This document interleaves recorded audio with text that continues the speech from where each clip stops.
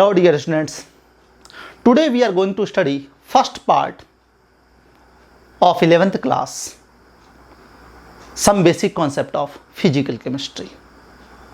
Now to understand this topic, some basic concept of physical chemistry, first we have to deal with some basic concepts. क्या chemistry पूरा European का then है? India में कुछ पहले British invasion से पहले इंडिया में कुछ केमिस्ट्री थी, हाँ या नहीं? तो बहुत सारे इसके ऊपर मतलब डिबेट्स हुए हैं, बहुत कुछ हुआ है। और रिसेंट एनसीईआरटी में, पुरानी एनसीईआरटी में ये सब कुछ नहीं था। रिसेंट एनसीईआरटी में हल्का सा इसके बारे में लिखा गया है कि जब हड़प्पा, मोहनजोदड़ो इन सब की खुदाई हुई है, उनके जो आर्कियोलॉजिकल डिपार्टमेंट के जो पार्टिकल्स मिले हैं, जो अवशेष मिले हैं, उसमें ये देखा गया है कि उनको भी बेकिंग करना आता था। उनको भी पता था कि अगर पक्की ईंटें यूज़ करते हैं, मतलब सॉइल को अगर हीट करके उसकी हार्डनेस को इंक्रीज किया जा सकता है, कैल्शियम कार्बोनेट को यूज़ करके और अच्छी बिल्डिंग बनाई जा सकती है। उन्हें भी पता था कि ग्लास जो है ये सुपर कूल्ड लिक्विड है और इसमें हम कलर इंट्रोड्यूस कर सकते हैं। जब लिक्विड से सॉलिड की तरफ सॉलिडिफाई करते हैं, उस वक्त कुछ कंपाउंड्स को यूज करके हम उसे भी कलरफुल कर सकते हैं। वहाँ से ये भी पता होता है कि उनको भी extraction of gold, extraction of silver, ये सब चीज़ें पता थी। मेटालर्जिकल ऑपरेशंस जो आज हम करते हैं, ये उन्हें भी बहुत अच्छे से आता था। So when we are studying all this things, बाद में 18th सेंचुरी के आगे जब ब्रिटिश आते गए हैं, तो उन्होंने उन चीज़ों को बहुत अच्छे से लिटरेचर में लिखना शुरू किया। इससे पहले की जो केमिस्ट्री है, जैसे किसी मेडिसिन में ले जाओ, इलेक्ट्रोकेमिस्ट्री करके है, मेडिसिन केमिस्ट्री है, जैसे हम औषध शास्त्र कहते हैं, तो इन सब चीज़ों में आ जाओ तो इन सब चीज़ों का भी हमें पहले से नॉलेज था। लेकिन ब्रिटिश आने के बाद जो राइटिंग वर्क है वो बहुत ज़्यादा है, तो उनके प्रूफ बहुत ज़्यादा है और हमारे पुराने लिटरेचर के प्रूफ बहुत कम है। कहा ऐसे भी जाता है, तो डाल्टन ने तो 1700 ईस्वी में एटम का स्टार्ट किया था पूरा प्रोसेस, पूरा पोस्टुलेट करना, एटॉमिक थ्योरी बनाना। महर्षि कनाद तो बहुत साल पहले, ईसा पूर्व 700 साल पहले ही उन्होंने सब कुछ बता दिया था। तो ऐसा कुछ नहीं है कि 1800 के बाद ही केमिस्ट्री ब्रिटिश इन्वेजन के बाद बहुत ज़्यादा डेवलप हुई है, नहीं थी पहले से। राइटिंग वर्क में बहुत ज़्यादा आई है 1800 ईस्वी के बाद, जिसका डॉक्यूमेंटेशन प्रूफ है। तो इन चीज़ों को साइड में रखते हुए देखते हैं इंपॉर्टेंस ऑफ केमिस्ट्री क्या है और किस टाइप के क्वेश्चंस आते हैं। तो सबसे पहला टॉपिक है बच्चों, importance of chemistry.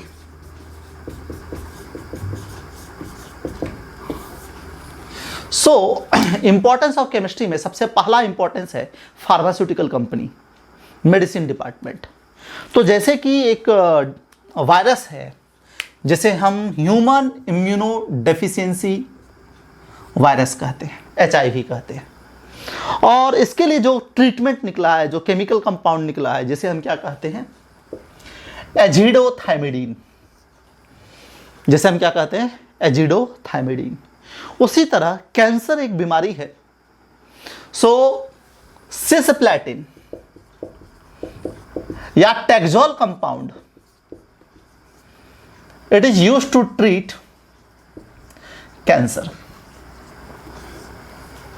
So chemistry का ओवरऑल बड़ा ही अच्छा इंपैक्ट है टू डेवलप इंडस्ट्रियलाइजेशन। अब इंडस्ट्री में अगर बात करें तो हम चारों तरफ केमिस्ट्री से घिरे हुए हैं इंडस्ट्री में। जैसे आप सुबह से उठते हो, आपको टूथपेस्ट चाहिए, नहाने के लिए साबुन चाहिए, सोप इंडस्ट्री। तो ये हमारे ईसापुर, मतलब जब ब्रिटिश लोग नहीं आए थे उस टाइम पे भी हमें अच्छे से पता था कि how to make a soap. तो उन्हें भी पता था बच्चों सोप कैसे बनाते हैं, 10th क्लास में किया होगा आपने।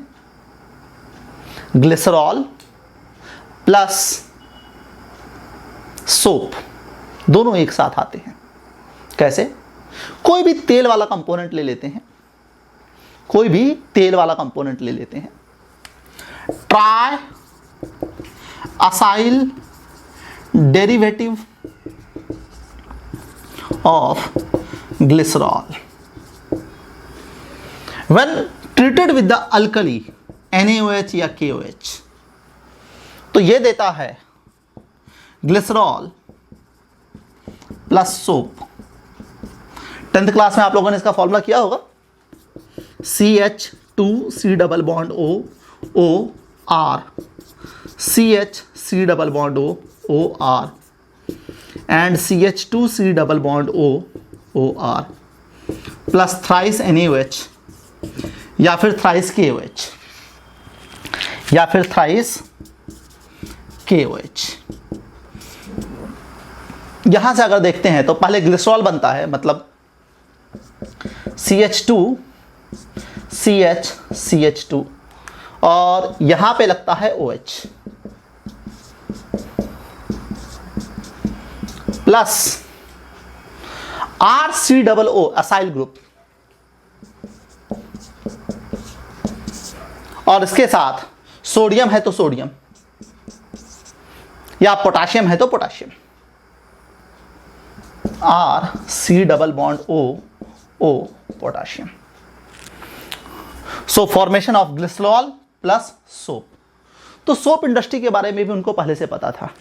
इवन फूड प्रिजर्वेशन डिपार्टमेंट अगर देखते हैं तो उन्हें भी पता था excess of salt, excess of sugar concentration, using of NaHCO3।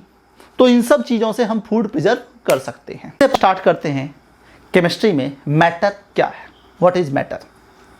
By definition anything which occupy space as well as mass is called as matter. By definition, anything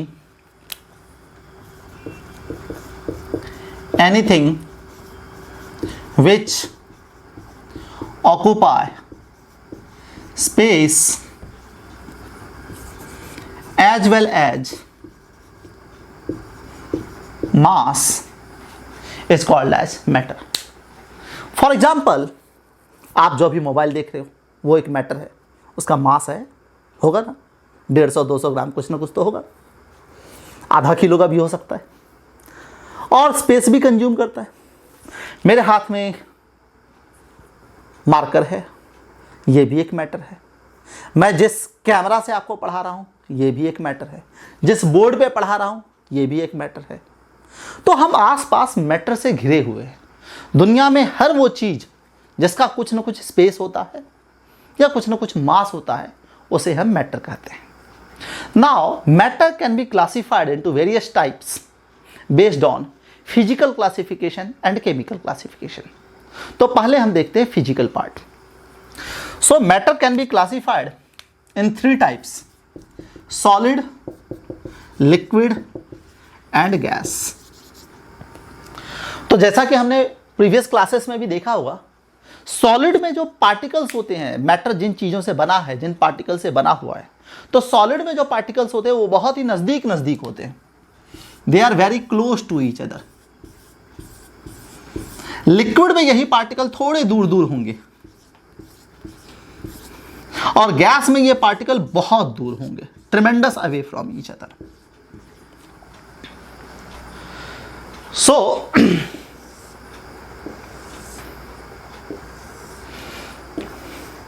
अगर हम बात करें सॉलिड, लिक्विड, गैस में the distance of separation, first property हम बात करते हैं distance of separation.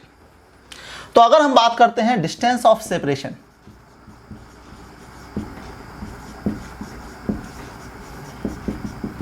Distance of separation, तो सॉलिड में जो एक पार्टिकल है और दूसरा पार्टिकल है, इसके बीच का डिस्टेंस ऑफ सेपरेशन बहुत ही कम है। So distance of separation is minimum between particle. Liquid में इन दोनों के बीच का जो डिस्टेंस ऑफ सेपरेशन है वो थोड़ा सा, ना तो गैस के इतना ज़्यादा है ना सॉलिड के इतना कम है, तो इसे कह देते हैं इंटरमीडिएट। इसे कह देते हैं इंटरमीडिएट। और गैस पार्टिकल में ये डिस्टेंस बहुत ही ज़्यादा है। ये वाला डिस्टेंस आपको समझ में आ रहा होगा, ये वाला डिस्टेंस बहुत ही ज़्यादा है। So distance of separation is maximum, is maximum. तो ये दोनों पार्टिकल बहुत ही स्ट्रांगली एक दूसरे से अटैच हैं। इन दोनों पार्टिकल में जो फोर्स ऑफ अट्रैक्शन है, जिसकी वजह से ये एक दूसरे से नजदीक रहते हैं, the force of attraction intermediate, और इसमें force of attraction between particle is very less. तो अगर हम सेकेंड प्रॉपर्टी देखते हैं, फोर्स ऑफ अट्रैक्शन,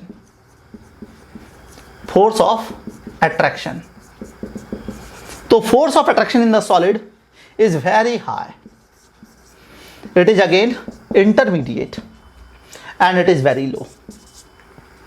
अब इसकी वजह से अगर आप एक ग्लास ले लो, एक ग्लास में इस मार्कर को रख देते हैं, तो मार्कर का जो सिलेंडर शेप दिख रहा है ग्लास में रखने के बाद चेंज होगा?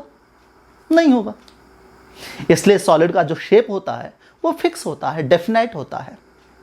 जो वॉल्यूम होता है, जो मार्कर का वॉल्यूम है, सपोज करते हैं ये इतना सा वॉल्यूम है, तो क्या ये वॉल्यूम चेंज होगा? नहीं होगा। Means solid has fix shape and fix volume. Liquid की बात करते हैं, अभी ग्लास में रखा तो ग्लास के जैसा, फिर एक पॉट में रख देंगे तो पॉट के जैसा, फिर बलून में भर देंगे तो बलून जिस शेप का होगा, हार्ट शेप होगा तो हार्ट शेप, ओवल शेप होगा तो ओवल शेप, स्फीयर शेप होगा तो स्फीयर शेप, जैसा भी टाइप का।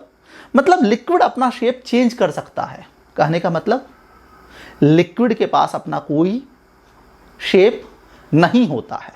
Means liquid do not possess fix definite fix shape.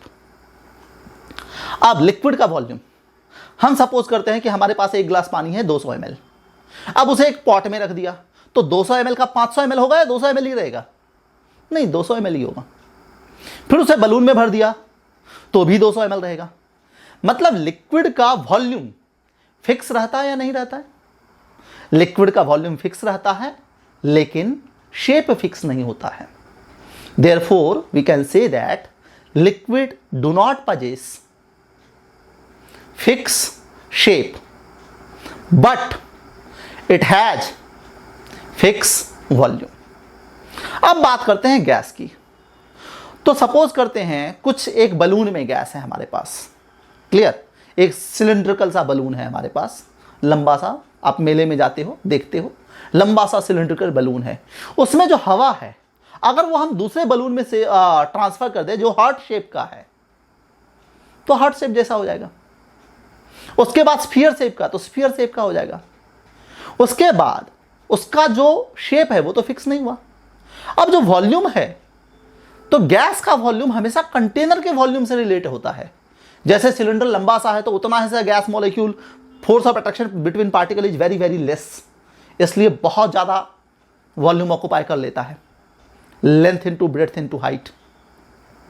अब उसे कंप्रेस करके किसी स्फीयर में डाल दो तो उसके वॉल्यूम में आ जाएगा।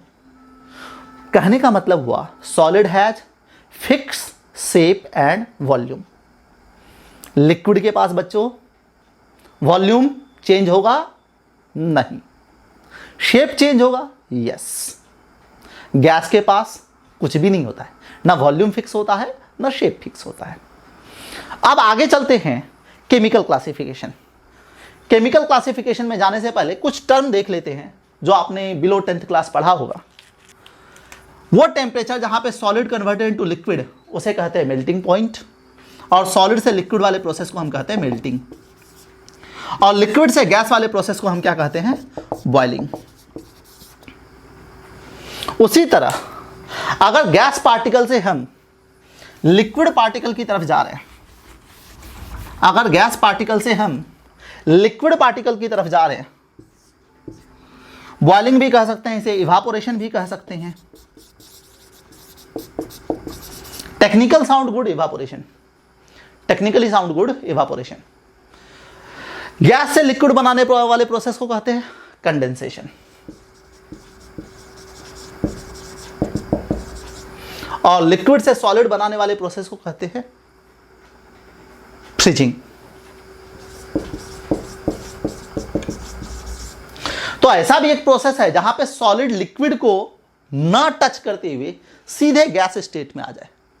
फॉर एग्जांपल हम बताते हैं, अगर सपोज करो ठंडी के दिन में आपने ऐसे फोर्सेप में एक आइस क्यूब जस्ट फ्रिज से बाहर निकाला है, और ऑब्जर्वेशन करो, अच्छे से चीजों को देखो, क्या उसके ऊपर से वेपर इवापोरेट हो रहा है? यस।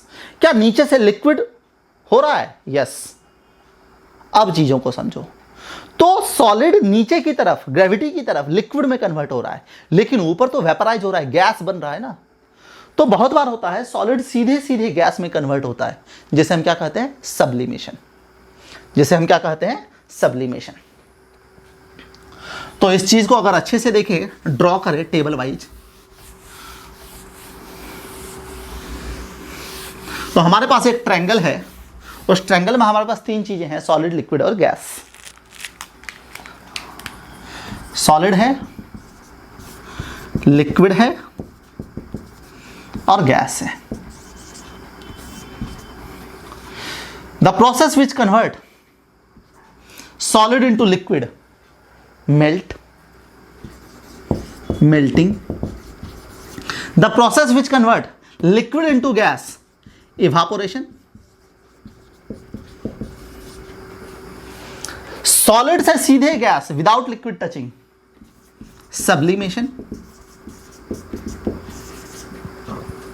अब इसके रिवर्सिबल भी होते हैं, फिजिकल प्रोसेस हमेशा रिवर्सिबल होता है। तो अगर लिक्विड से सॉलिड बनाते हैं तो किसी भी पानी को आप फ्रिज में रखोगे, अब फ्रिज में रखते हो तो याद रहेगा फ्रीजिंग।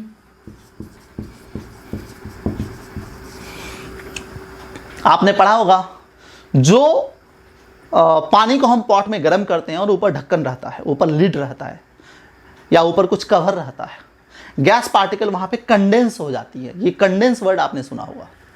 तो the process by which gas converted to liquid is called as condensation, and the process by which gas is converted into solid is called as frosting. Is called as frosting. तो ये diagram बच्चों बहुत अच्छे से ध्यान में रखना, बहुत ही आसान है। अब आगे चलते हैं केमिकल क्लासिफिकेशन ऑफ मैटर। अब हम बच्चों बात करते हैं chemical classification of matter. So matter is chemically classified into two broad category. One is pure component and second is mixture. Matter is classified into two broad category. One is called as pure substance and second is called as mixture. So pure substance are the substance which are made up of only one kind of matter, जबकि mixture क्या होगा? Two और more than two type of mixture. तो पहले हम mixture को समझते हैं। तो सपोज करते हैं कि मैटर, जैसे फॉर एग्जांपल आपके पड़ोस की मिट्टी, आप खेत में जाओ, रोड पे निकलो, मिट्टी है और मिट्टी में थोड़ा सा नमक मिला देते हैं। So what we have, the salt plus soil. So soil is a one component and salt is a one component. दोनों को मिक्स कर दिया अच्छे से, एक ब्राउन कलर एक वाइट कलर, अच्छे से 1 घंटे से मिक्स कर रहे हैं उस चीज को। उसके बाद क्या हम मिट्टी के टुकड़े फोर्सेप्स से या बहुत अच्छे से, बहुत माइन्यूट से, अगर बारीकी से देखें तो ऐसे सेपरेट कर सकते हैं क्या? यस, कर सकते हैं। या फिर एक फिजिकल प्रोसेस ले लेते हैं, मिट्टी और नमक दोनों मिला हुआ है, उसमें 1 गिलास पानी डाल दीजिए। अगर बहुत ही बारीक मिट्टी है जिसे आप टच नहीं कर सकते हो, एकदम महीन पीसा हुआ मिट्टी है, जैसे आप उंगली टच करते हो मिट्टी और नमक दोनों लग जाता है, आप सेपरेट नहीं कर पा रहे हो, तो आप उसमें 1 गिलास पानी डाल दो। Physical process, simple process. क्या होगा? थोड़ी देर के बाद नमक उसमें क्या हो जाएगा? डिजॉल्व हो जाएगा और मिट्टी वैसे ही प्रेसिपिटेट हो जाएगी, उसको फिल्टर कर लीजिए। So the component which are condition number 1, non uniform in composition, and number 2 uniform in composition.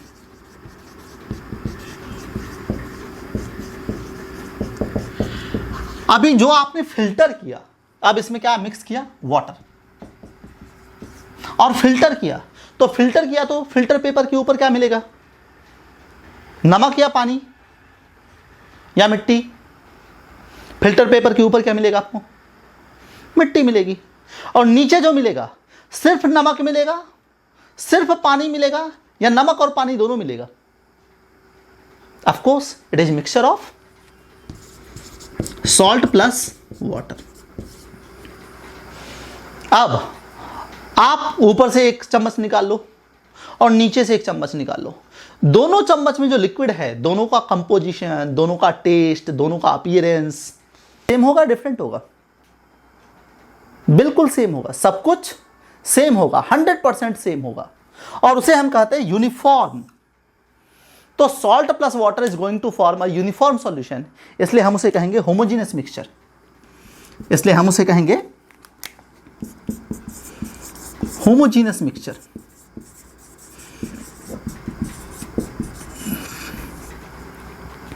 और जो नॉन यूनिफॉर्म रहते हैं, जिसका एक लेयर में कंपोजिशन अलग होगा, दूसरे लेयर में कंपोजिशन अलग होगा। फॉर एग्जांपल, अगर आप सॉइल को डिगिंग करते हो, मिट्टी को खोदते हो, तो मिट्टी के ऊपर के लेयर का कंपोजिशन और नीचे के लेयर का कंपोजिशन, जमीन में तो बहुत सारे सॉल्ट मिक्स हैं, आपको सेम मिलेंगे, डिफरेंट मिलेंगे?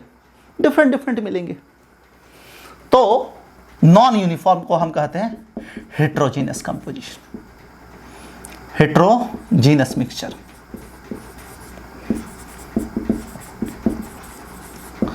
So basic difference between the homogeneous mixture and heterogeneous mixture is, one is uniform, second is the non-uniform.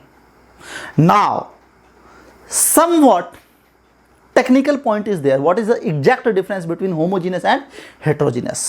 वो technical point समझाने के लिए मैं एक एग्जाम्पल लेता हूँ। फॉर एग्जाम्पल, बायोलॉजी वाले बच्चे ब्लड से अच्छे से बात करते हैं, मिल्क से अच्छे से बात करते हैं। अगर आपको थोड़ा बहुत बायोलॉजी आपको पता है, या बायोलॉजी रहने दीजिए, किचन के बारे में थोड़ा बहुत पता है, तो अगर किचन में दूध लाकर अगर आप रख दो और सुबह स्कूल चले जाओ, 5-6 घंटे के बाद आप स्कूल से वापस आओ, तो आप दूध में क्या ऑब्जर्वेशन चेंज इन मतलब क्या चेंजेस आप ऑब्जर्व करोगे? बिल्कुल सही, थोड़ी देर के बाद हम कहते हैं दूध फट जाता है। Means we have separate layer of solid and liquid. तो मिल्क, जब आपने दूध वाले से मिल्क लिया है, तो नॉर्मली इट लुक्स यूनिफॉर्म या non uniform? Of course it looks uniform, it appears like uniform, but after standing for some time, 4 घंटे 5 घंटे, standing for some time, we got 2 separate layer. One is the solid layer and one is the liquid layer. इसी तरह अगर हम बात करें blood की, तो blood it can also separated by, अगर आपको ये चीज फास्ट करना है तो कोई भी फिजिकल प्रोसेस कर लो, जैसे सेंट्रीफ्यूगेशन। तो अगर आप मिल्क या ब्लड को सेंट्रीफ्यूज एक मशीन का नाम है, जिसमें आप दूध वाले के पास जाते हो तो वो अच्छे से दूध को एक कांच की बोतल में डालता है, फिर उसे अच्छे से मिक्स करता है। एक वहाँ पे मशीन होता है जिसे हम सेंट्रीफ्यूज कहते हैं। फिजिक्स में आप पढ़ोगे सेंट्रीफ्यूगल फोर्स, सेंट्रीफ्यूज मशीन के बारे में। तो अगर आप ब्लड को या मिल्क को सेंट्रीफ्यूज में रख देते हो और थोड़ी देर के बाद 5 या 10 मिनट के बाद निकालते हो, तो आपको सॉलिड लेयर डिफरेंट और लिक्विड लेयर डिफरेंट। जिन बच्चों का बायोलॉजी स्ट्रांग है उनको पता होगा लिक्विड लेयर को क्या कहते हैं, प्लाज्मा, और सॉलिड लेयर जो बनता है उसको क्या कहते हैं, कॉर्पस्कल्स। फिर उसमें बहुत सारे कॉर्पस्कल्स होते हैं, RBC red blood, WBC white blood. तो वो बायोलॉजी वाला पार्ट है, तो हम उस पर उतना डिटेल में नहीं जाते हैं। तो हम कहते हैं कि अगर कोई चीज़ हमें यूनिफॉर्म दिख रही है, लेकिन physical process, simple physical process, जैसे हम बात करें फिल्ट्रेशन, जैसे हम बात करें हाथ से चुनना, हैंड पिकिंग, जैसे अभी एक टेक्निक पढ़ा है सेंट्रीफ्यूगेशन, सेंट्रीफ्यूगेशन,